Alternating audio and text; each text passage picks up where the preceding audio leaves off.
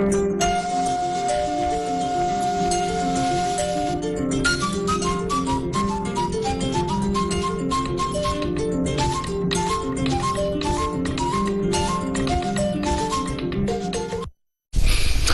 vous nous rejoignez, merci de votre fidélité. Mesdames et messieurs, bienvenue, voici les titres de ce journal.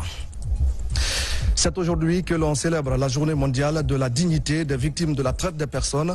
Comme chaque année, l'accent est mis sur la promotion de leurs droits. Mais quelle est la situation en Guinée? On en parle dans ce journal.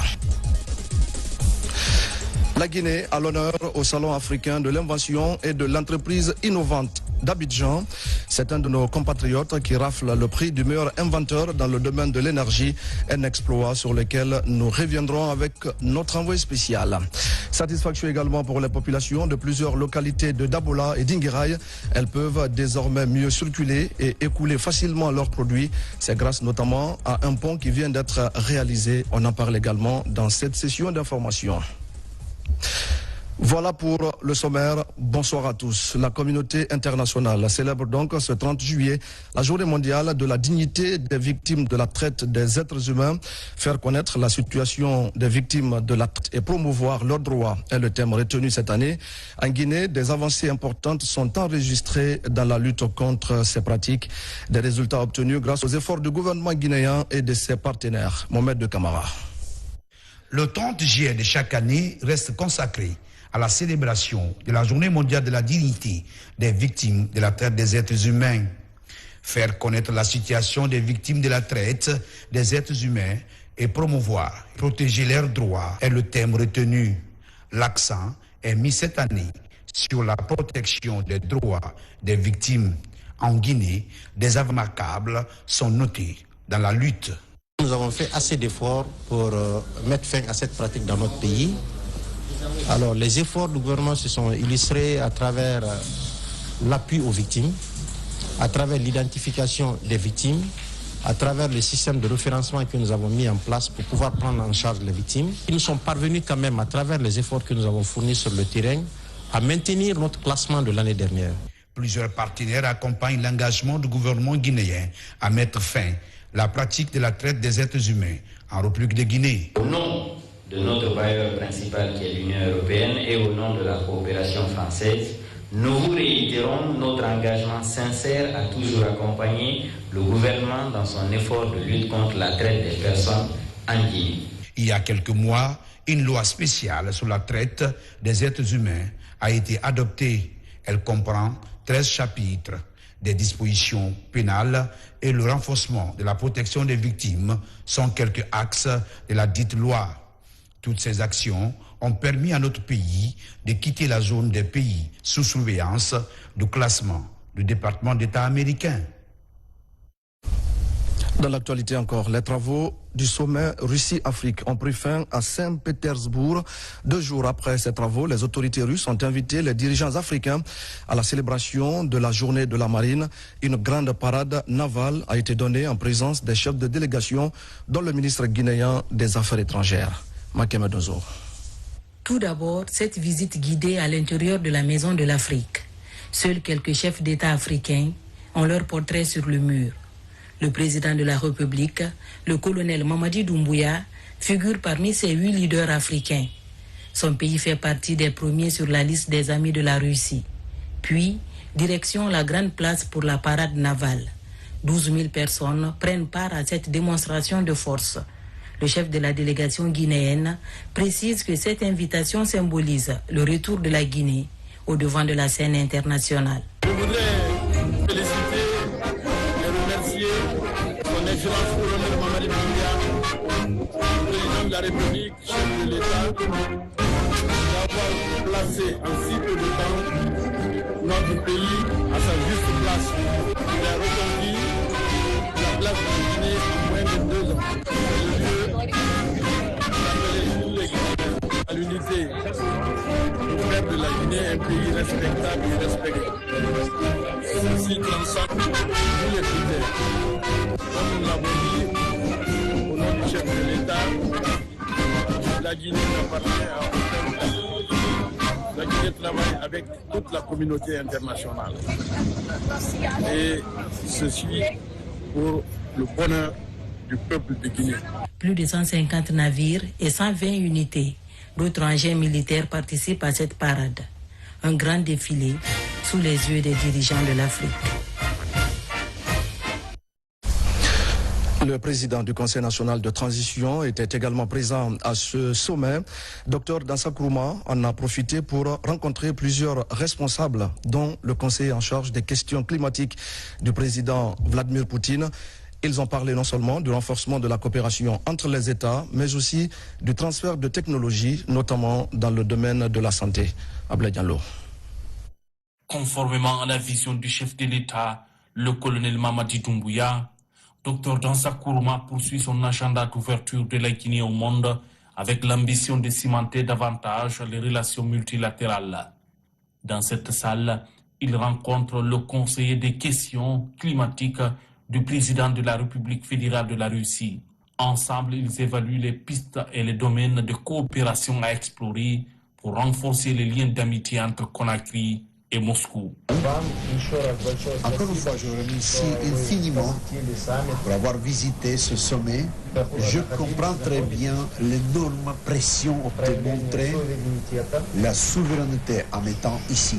Que c'est vous qui sont les maîtres dans votre pays, le peuple guinéen. L'émissaire du président Vladimir Poutine est accompagné par une délégation de la République de la Tchétchénie.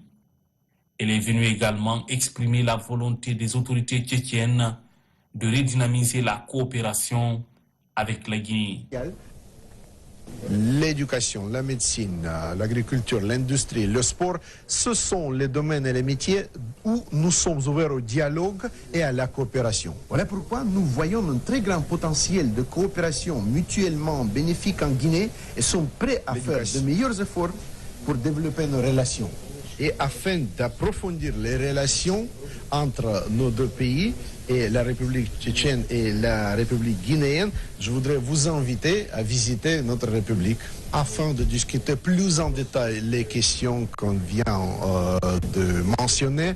Avec monsieur l'ambassadeur aussi devra être invité.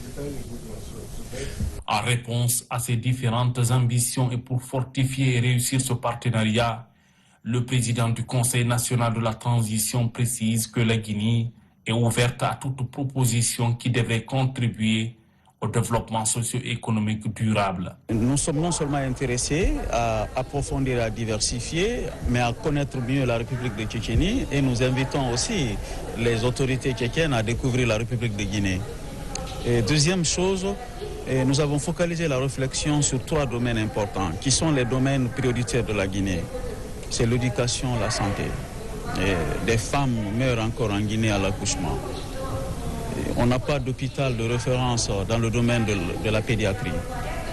Et les femmes et les enfants, on a l'un des taux de mortalité les plus élevés en Afrique. Plusieurs autres rencontres sont prévues au cours de ce sommet Russie-Afrique de Saint-Pétersbourg avec un seul objectif, renforcer et fructifier les relations d'amitié et de coopération entre Conakry et les autres nations. Et pendant ce temps, en Côte d'Ivoire, je le disais au sommaire, les lampions se sont éteints sur la 9e édition du Salon africain de l'invention et de l'entreprise innovante. Une 50aine de personnes étaient en compétition et un homme a fait la fierté de la Guinée. Notre compatriote rafle le prix du meilleur inventeur dans le domaine de l'énergie. Un prix décerné par l'Organisation africaine de la propriété intellectuelle. On fait le point avec Abdul Karim Kamara. 3 jours d'intenses travaux de réflexion et d'échange ont ponctué le 9e Salon africain de l'invention. Ici au Palais des Congrès d'Abidjan, l'on s'apprête à vivre l'épilogue de cette aventure. D'un moment à l'autre, c'est l'adoubement final des meilleurs dans chaque domaine d'invention. Pour choisir les lauréats, l'Organisation africaine de la propriété intellectuelle a défini 6 critères d'éligibilité, notamment la pertinence et les indicateurs de suivi. On a eu les représentants pays qui ont présenté leur projet de plateforme et ensuite on a eu des inventeurs exposants qui ont donc montré leurs inventions pendant tout le salon et ceux-là ont également été primés. La différence c'est que eux, ils ont reçu bien sûr des chèques. Plus de 50 inventeurs et une vingtaine d'entreprises innovantes étaient au rendez-vous. C'est dans le domaine de l'énergie que l'Oscar du meilleur inventeur est décerné à la Guinée à travers ce tome. Bravo encore à M. Agibou Barry de la Guinée, qui repart donc avec le prix WAPI pour la meilleure invention dans le domaine de l'énergie.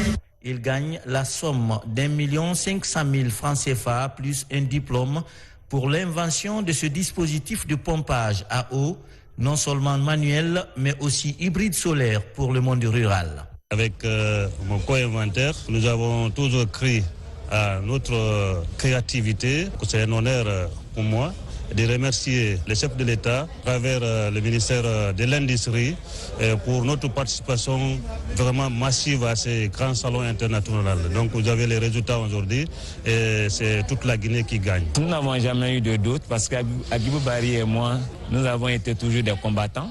Nous sommes des jumeaux. C'est quelque chose que nous avons énormément étudié. Donc il faut dire que Agibou Barry et Meïté Lassana continueront toujours à développer des technologies pour le bien-être de nos populations.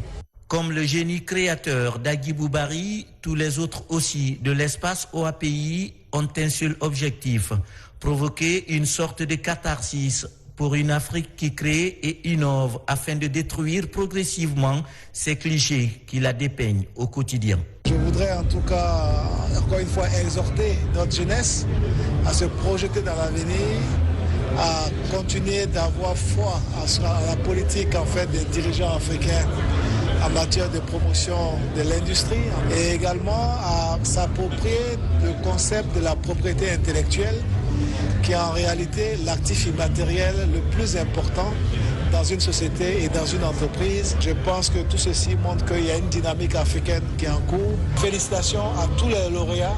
L'inventeur guinéen portait aussi la casquette d'entrepreneur innovant grâce à un procédé de transformation de la mangue en farine. Avec ce déshydrateur, l'on peut obtenir à partir de la mangue le pain, le biscuit, le gâteau, le couscous, la purée et la crème. Merci à Abdoul Karim Kamara qui était notre envoyé spécial à Abidjan en Côte d'Ivoire. Retour en Guinée pour parler de la célébration demain de la Journée internationale de la population. C'est l'occasion chaque année de faire le point sur le combat contre les inégalités et sur les besoins des citoyens en ce qui concerne l'accès aux services socio-économiques de base.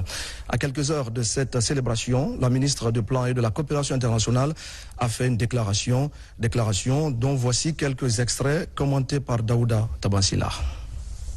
Célébrer sous le thème « Libérer le pouvoir de l'égalité des genres, faire entendre les voix des femmes et des filles pour ouvrir les possibilités infinies de notre monde ». La journée mondiale de la population vise à attirer l'attention de l'opinion publique sur l'urgence et l'importance des questions de population dans un contexte socio-économique et environnemental de plus en plus difficile. Chers compatriotes, les femmes et les filles représentent 50,4% de la population mondiale. Et en Guinée, elles représentent 52% de la population. Malgré cette grande représentativité, leurs désirs pour leur vie, pour leur famille et leur carrière sont souvent ignorés dans les échanges sur la démographie et leurs droits insuffisamment pris en compte dans la conception et la mise en œuvre des politiques publiques. Pour les Nations Unies, il est nécessaire de cerner les différentes interconnexions entre les droits des femmes et des jeunes filles, des couches que chaque pays membre devrait protéger contre les violences basées sur le genre. Chers compatriotes, dans cette perspective, avec le soutien de nos partenaires au développement, plusieurs réformes et projets sont réalisés ou en cours de réalisation. Il s'agit notamment de l'élaboration de la loi relative à la lutte contre la traite des personnes et des pratiques assimilées, de la mise en place du compendium des compétences féminines pour valoriser les femmes de Guinée, de la mise en place d'une fêtière dédiée à l'expression des femmes de Guinée, de la mise en œuvre du projet d'autonomisation des femmes et du dividende démographique. Je reste convaincu que notre gouvernement, sous le leadership du président de la République, chef de l'État, chef suprême des armées, son Excellence colonel Mamadi Doumbouya, œuvre sans relâche pour l'atteinte de ces objectifs. Je voudrais remercier le Fonds des Nations Unies pour la population, la Banque mondiale, ainsi que tous les autres partenaires qui accompagnent la Guinée dans son processus de développement et en particulier dans la célébration de la Journée mondiale de la population. À l'occasion de cette célébration prévue le lundi 31 juillet 2023 à Conakry, le gouvernement guinéen, à travers le ministère du Plan et le Fonds des Nations Unies pour la population, UNFPA, présenteront le rapport sur l'état de la population et procéderont à la remise d'équipements de transformation agricole à plusieurs groupements féminins du pays. Une question à présent. Dans ce journal, comment intensifier la lutte contre les mutilations génitales féminines, surtout en cette période de grandes vacances scolaires? Une rencontre sur la question vient de se tenir dans la préfecture de Koya. Autour de la table, des structures publiques chargées de lutter contre les violences faites aux femmes, les organisations féminines ainsi que les autorités locales. Les débats portent sur l'abandon de ces pratiques qui portent atteinte à l'intégrité des femmes. On fait le point à Koya avec Mangué Dantoumassouma. Pour éradiquer la pratique de mutilation génitale féminine qui affecte la santé des jeunes filles, l'ambassade d'Allemagne en Guinée organise cette rencontre d'échange ici dans la salle polyvalente de la Maison des Jeunes et de la Culture, la préfecture de Koya. Le but, c'est depuis des années, la coopération allemande s'occupe de la santé des mères et des filles. Et une partie de ça, c'est le sujet des mutilations génitales féminines. Et donc, je voulais profiter de cette occasion pour redynamiser la discussion sur le sujet dans les villages, dans les familles à l'intérieur du pays. Nous sommes en train, n'est-ce pas, de fournir des efforts pour éviter que les enfants soient confrontés à certaines situations difficiles, y compris les mutilations génitales qui fait l'objet de cette thématique ce matin. Prennent part à ce panel, outre les représentants des services publics chargés de la protection des enfants, de la répression des violences faites aux femmes, les religieux, les anciennes ministres de la République qui continuent de lutter contre ce fléau. Quand j'avais 6 ans, j'étais partie au village pour les vacances en famille. Au retour, ils m'ont excisé. J'ai reçu beaucoup de difficultés, à savoir déjà les infections sexuellement transmissibles, pas les VIH, mais au moins les perses. Ça m'a tellement fatiguée. On a souvent accompagné les filles excisées. Mais est-ce qu'il n'est pas mieux aussi d'accompagner les filles qui ne sont pas excisées? Par exemple, Fatou n'est pas excisée. Cette année, comme nous sommes en affaire avec l'ambassadeur de l'Allemagne en Guinée, qu'ils viennent dans les écoles, on dit de recenser les filles qui ne sont pas excisées. On donne la bourse à 3 d'entre eux pour aller faire les études en Allemagne parce qu'elles ne sont pas excisées. Est-ce que l'an prochain, quand on veut envoyer Madinti, elle va accepter? Selon les observateurs, la période des grandes vacances scolaires est le moment propice pendant lequel l'excision s'intensifie, surtout dans les zones rurales. Et voilà qui nous amène à parler des efforts pour la réduction des complications liées aux grossesses en Guinée. Les membres de l'ONG Mon Enfant, Ma Vie sont sur le terrain. Ils ont initié une campagne de sensibilisation des femmes enceintes sur la consultation prénatale. L'objectif est d'expliquer les avantages de cette pratique tant pour les mères que pour les enfants. Marwan Kamara pour des explications. Pour éviter les complications liées à la grossesse, les femmes sont sensibilisées sur la consultation prénatale. La campagne est menée par les membres de l'ONG Mon Enfant, Ma Vie à travers les lieux publics de la capitale. Nous avons organisé cette campagne de sensibilisation pour les faire comprendre l'importance pour laquelle les femmes devraient se rendre dans la structure sanitaire lorsqu'elle était enceinte. Notre ambition, c'est de couvrir tout le pays parce qu'il y a des femmes qui en ont besoin. Et toutes celles qui sont à milieu rural. Étant une mère, donc je les encourage surtout à aller vers les centres de santé pour non seulement leur santé, mais aussi la croissance du futur né. Ce programme pourrait permettre de réduire les risques de mortalité maternelle et aussi développer les activités de communication pour la santé des mères et de l'enfant. Il y en a qui viennent en retard pour prendre le premier carnet. Tout cela est dû à l'ignorance parce qu'elles ne savent pas que la première consultation s'effectue au 4e mois. Ce n'est pas parce qu'elles ne veulent pas venir à l'hôpital, mais elles manquent d'informations. Comme je suis enceinte, c'est important pour venir à l'hôpital. Donc j'appelle toutes mes copines de venir voir, consulter. C'est bon, c'est important. Il faut le signaler, les CPN sont gratuits. Il faut remercier le gouvernement guinéen avec surtout son Excellence Monsieur le Président de la République qui, dans sa feuille de route, a à cœur ici l'état de santé ici de la population en général, mais plus particulièrement les femmes enceintes et les enfants qui sont les couches les plus vulnérables. Selon les spécialistes de la santé de la mère et de l'enfant, les principales causes de mortalité maternelle et néonatale sont liées au non-respect du calendrier des consultations prénatales. Dans le reste de l'actualité, une importante quantité de jus impropres à la consommation vient d'être incinérée à Zérékoré. La saisie a été effectuée sur place par le service de contrôle de qualité. Les autorités devant lesquelles les produits incriminés ont été brûlés appliquent ainsi une décision du ministère du Commerce en la matière. Lancé Kamisoko est notre correspondant sur place. Pour débarrasser nos marchés des produits impropres à la consommation, la Direction régionale du commerce, d'industrie et des petites et moyennes entreprises vient de mettre main sur près de 9500 casiers de jus périmés. Les opérations sont menées par le service de contrôle qualité dans la commune urbaine de Zérékoré. Au-delà d'être un service de répression, nous sommes d'abord un service de sensibilisation et un service éducatif.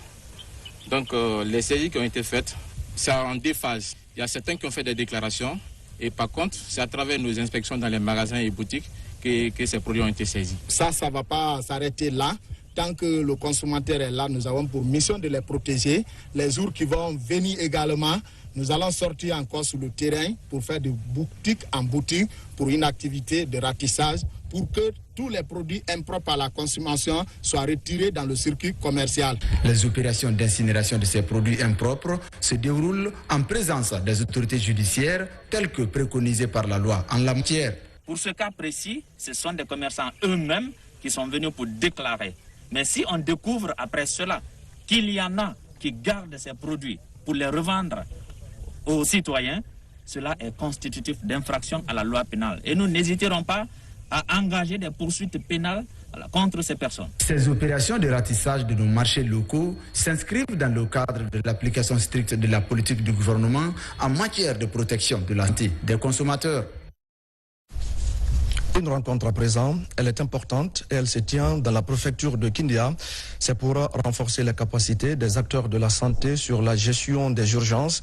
Et c'est l'Agence nationale de sécurité sanitaire qui porte cette action, une action qui mobilise l'ensemble des acteurs de la localité. Yaya Silla.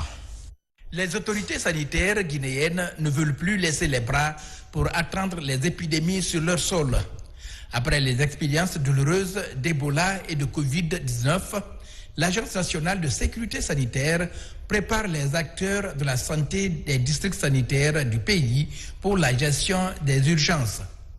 À Kindia, l'ensemble des 38 districts sanitaires sont représentés. Suite à l'épidémie d'Ebola 2014-2016, nous avons mis en place des dispositifs opérationnels de coordination de riposte à tous les niveaux, donc au niveau des 38 districts sanitaires.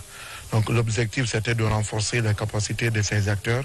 Après, si vous voulez, le départ de beaucoup de nos agents qui étaient formés dans ce domaine, donc c'était de renforcer les capacités de ces acteurs dans le domaine de la gestion des urgences pour mieux se préparer aux éventuelles ou futures épidémies. L'Agence nationale de sécurité sanitaire a aussi invité les responsables des collectivités décentralisées à ces rencontres afin de partager les mêmes enseignements pour le bien-être des populations. Et nous, les secrétaires généraux qui avons bénéficié de cette formation, nous espérons que ça va renforcer nos capacités de retour dans nos préfectures respectives et en matière de gestion d'urgence. Cet atelier revêt une grande importance pour notre pays. Donc cet atelier vient renforcer nos capacités en matière de gestion, en matière de planification des épidémies et catastrophes qui peuvent éventuellement survenir dans nos différentes localités. Permettre une résilience efficace en cas d'épidémie est l'autre raison de cette rencontre de Kindia. On en vient maintenant à la gestion des risques et catastrophes en Guinée. Les autorités du pays prennent des dispositions pour éviter le phénomène. Déjà, à Mamou, un comité est mis en place. Les 14 membres doivent aider à prévenir et à gérer les risques et catastrophes à travers la collecte des données. Mamadou Paté-Baldé. C'est une réunion de concertation entre la mission de la Direction nationale, des cadres préfectoraux, la société civile et l'ensemble des acteurs impliqués dans la gestion des risques et catastrophes à Mamou. Objectif, échanger avec eux sur les possibilités de la mise en place d'un comité préfectoral de gestion de risques et catastrophes au niveau de la préfecture. Ceux-là, désormais, vont se charger d'être à côté du préfet, de faire des réflexions dans le cadre de la gestion des risques et des catastrophes. Aussi, ils vont être au niveau opérationnel avec les acteurs. Ils vont identifier les risques potentiels de catastrophes dans la préfecture de Mamou, remonter jusqu'au niveau national pour pouvoir les éviter. Les catastrophes naturelles sont le reflet des changements climatiques qui pèsent sur l'environnement et l'écosystème naturel. Leur apparition provoque dans les zones touchées des dégâts importants qui exposent les populations dans une situation de vulnérabilité. Pendant les événements des catastrophes, des risques, la Croix-Rouge est toujours en tête. Comme vraiment il y a maintenant un comité qui est installé au niveau de la préfecture, la Croix-Rouge ne peut qu'apprécier ça parce qu'il est renforcé dans ses activités. Ainsi, dans le souci de prévenir et de gérer les risques et catastrophes à Mamou, un comité de 14 membres a été mis en place. Ce comité de suivi de proximité de risques et catastrophes est dirigé désormais par un président. Quand nous prévenons, il y aura très peu de catastrophes ou même de risques. Mais une fois déclenchés, nous devons agir pour éviter qu'il y ait beaucoup de victimes de décès s'il y en a. Donc, il y a ces actions que nous allons faire à tout moment et nous aussi, nous allons travailler à tout moment pour que la population sache qu'il y a un comité qui est là, qui peut donner des renseignements, des informations à tout moment dans les quartiers, dans les secteurs. Pour réussir ce pari, le ministère de l'Environnement et du Développement durable compte sur l'engagement et l'implication de l'ensemble des acteurs en vue de prévenir les risques et catastrophes dans la préfecture de Mamou. Dans la commune de Ratoma, nous sommes de retour à Conakry. Les membres du Lions Club International se déploient sur la plage de Lambagny. Le site est confronté en cette période de grande pluie à une insalubrité qui focalise toutes les attentions. Cette campagne d'assainissement est donc très appréciée par les jeunes de la localité. Nabila et Moussa Kamara. Très tôt ce samedi, les membres du Lions Club International se sont rendus à la plage de Lambagny. Sous lui et armés d'outils de nettoyage, les membres de la structure se sont efforcés à débarrasser le coin d'état d'immondices rejeté par la mer, en majorité des plastiques. La région 16, donc la Guinée, fait le lancement officiel de ses activités du mandat. Et ce lancement, nous avons choisi de commencer par une activité d'assainissement, donc de la plage de Lambagny, parce que l'environnement est l'une des causes mondiales de notre organisation. Chacun doit s'impliquer afin de rendre cette journée-là assez marquante.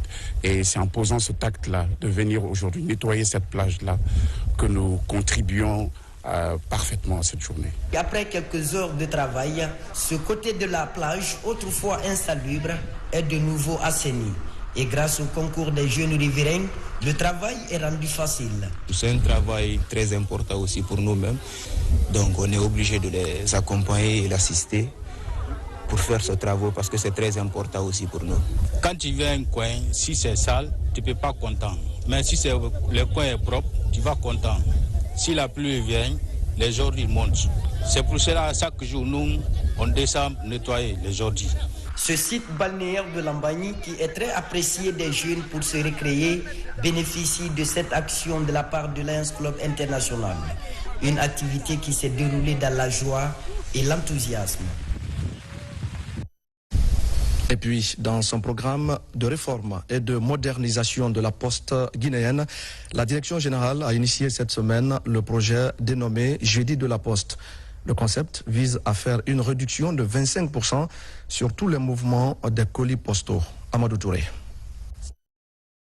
Le jeudi de la Poste est une initiative de la Direction générale qui s'inscrit dans le cadre du vaste programme de réforme et de modernisation du secteur de la Poste. L'initiative vise à réduire considérablement les tarifs à l'import et à l'export des colis postaux. En faisant ça, on a décidé de joindre le commercial à la communication en faisant une réduction pour les clients de 25% sur toutes les destinations.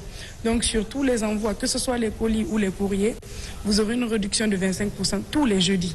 En rapport avec le ministère des Postes, Télécommunications et de l'économie numérique, le concept jeudi de poste vise à alléger les charges des citoyens comme consigné au service par les autorités de la transition. C'est une promotion qui va beaucoup nous soulager. Parce que moi, c'est là maintenant 5 mois, j'expédie mes colis par la poste depuis la Chine et je n'ai jamais eu de soucis jusque-là, à un coût très raisonnable. Et déjà, s'il y a une réduction, ici c'est spécialement ici pour les jeudis, je pense que cela va beaucoup nous soulager. Nous avons décidé, et cela après une concertation que nous avons eu à faire avec la région commerciale, pour que tous les jeudis soient dénommés les jeudis de la poste. Tout le monde porte un t-shirt avec une casquette brandée Poste Guinéenne pour mieux vendre notre image et en même temps faciliter à nos différents clients de pouvoir acheminer dans les meilleures conditions. En plus de la digitalisation des services postaux, la création d'autres nouvelles activités et des perspectives, la Poste guinéenne est dans une dynamique de reconquête de sa place de leader de fourniture des services sociaux de base. Je le disais tout à l'heure, au sommaire de cette édition d'information, un pont de 14 mètres et des dallos réalisés pour désenclaver plusieurs localités des préfectures de Dabola et d'Inguiraye. C'est une contribution des communautés pour accompagner le gouvernement guinéen dans ses initiatives. Avec l'ouverture de ce pont, des doléances ont été formulées pour la réhabilitation d'une route de 14 km. Le point avec Silati Kourouma et Moussa Bangoura. La course vers le désenclavement, une réalité dans les préfectures de Dabola et d'Inguiraye. Dans le cadre du développement à la base, les communautés de Kankan-Fodéa, Kambaya dans Dabola et Sandamfran, Moussoko dans Dinguiraye unissent leurs efforts pour désenclaver leur localité. Sur une piste rurale de plus de 14 km, 30 dallos et un pont de 14 mètres sont déjà réalisés. Une contribution des fils et ressortissants de ces différentes localités. La communauté s'est engagée pour appuyer le gouvernement. Il faut bénir Kambaya. Je demande à ce que les autres emboîtent le pas. Cette infrastructure entre en droite ligne dans la politique de refondation prônée par le CNRD dans le sens de la prise en charge effective des besoins et préoccupations de nos populations à la base. Malgré les efforts consentis par la communauté dans la réalisation de ces infrastructures routières, beaucoup reste à faire. Faute de financement, les initiateurs souhaitent l'appui du gouvernement dans la finalisation des travaux. Lors du passage du Premier ministre, il a visité ces travaux. Avant, on avait du mal à traverser cette rivière.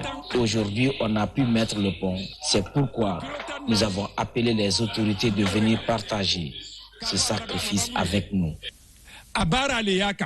Les citoyens fondent l'espoir pour l'achèvement de leur route. Une route qui facilite le déplacement des populations rurales et l'écoulement des produits agricoles vers les villes. En plus bref à présent dans ce journal, mesdames et messieurs, sachez que le versement des pensions de retraite de l'échéance du mois d'août 2023 va débuter le mardi 1er août 2023 sur l'ensemble du territoire national. L'annonce est faite par la Caisse nationale de sécurité sociale qui rappelle également que les paiements se feront au siège de la direction générale à Kaloum ainsi que dans les agences et antennes préfectorales. La Caisse nationale de sécurité sociale invite les bénéficiaires à se munir de leurs pièces pour faciliter les opérations de paiement. Les clubs Rotary de Conakry ont de nouveaux présidents au nombre de 3. Ils auront pour mission de diriger cette organisation pour l'année 2023-2024. Créons de l'espoir dans le monde est le slogan de ces responsables qui viennent d'être intronisés. Tierno Maroufba et Tierno Ousmane Diallo. Après un an passé comme président des clubs Rotary, à savoir le club Rotary Conakry, Conakry Ratouma et Conakry Ousmane Haribo, ils passent la main aux nouveaux responsables. Durant leur mandat, les présidents sortants ont réalisé des projets humanitaires et des actions en faveur des communautés villageoises. Cette soirée marque le début officiel du mandat qui est intitulé « Donner de l'espoir ». Nous comptons, au cours de l'année qui va suivre, faire à partir des axes du Rotary le maximum que nous pouvons pour améliorer les conditions de vie de nos populations, comme la réaction de forage, l'appui à l'émancipation des jeunes filles. À cette cérémonie de passation de collier, des responsables de l'organisation ont prodigué des conseils. Oui, le premier conseil, c'est déjà de s'inscrire dans la logique du président du Rotary International, Gordon, qui nous demande de prioriser la santé mentale et pour l'émancipation des jeunes filles et de promouvoir la paix. Comme lors de chaque passation de collier, les membres qui se sont investis lors des mandats précédents sont célébrés. Ils sont notamment décorés pour leurs efforts menés auprès des populations. Et voilà, mesdames et messieurs, c'est la fin de cette édition d'information. Merci à tous de l'avoir suivi. Je vous souhaite une belle soirée en compagnie de nos programmes.